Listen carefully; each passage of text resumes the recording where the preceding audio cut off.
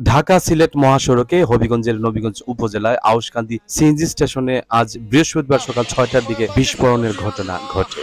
এতে বাস সহ ১১টি সিএনজি চালিত অটোরিকশা পুড়ে গেছে। এই সময় স্টেশনের কবির রাসেল মিয়া ২৫ ও ম্যানেজার জয়নাল আবেদীন সহ ৬ জন গুরুতর আহত হয়েছে। তাদের সিলেট ওসমানী মেডিকেল কলেজ হাসপাতালে পাঠানো হয়েছে।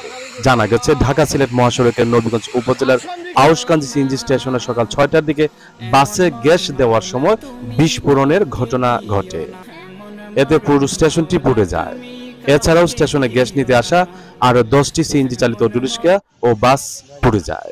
সিএনজি স্টেশন সহকারী ম্যানেজার শুয়েব আহমেদ বলেন, আমরা ৩ তলার একটি কক্ষে ঘুমাচ্ছিলাম। হঠাৎ আগুন আগুন বলে চিৎকার শব্দ শুনি। তখন দেখি চারিদিকে আগুন। আমরা ৩ জন প্রাণে বাঁচতে ৩ তলা থেকে লাফ দিই। বাসে গ্যাস দেওয়ার সময় এই বিস্ফোরণের ঘটনা ঘটে। এতে মোট ৬ জন আহত হয়েছে। হবিগঞ্জ ফায়ার সার্ভিসের ইনচার্জ আবির রহমান বলেন, খবর পেয়ে ঘটনাস্থলে এসে আগুন নিয়ন্ত্রণ করা হয়।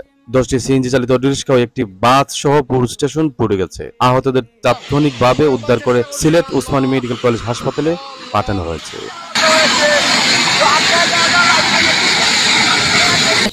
সিরাজুল ইসলাম জীবন, আউশকান্দি, নবীগঞ্জ, হবিগঞ্জ।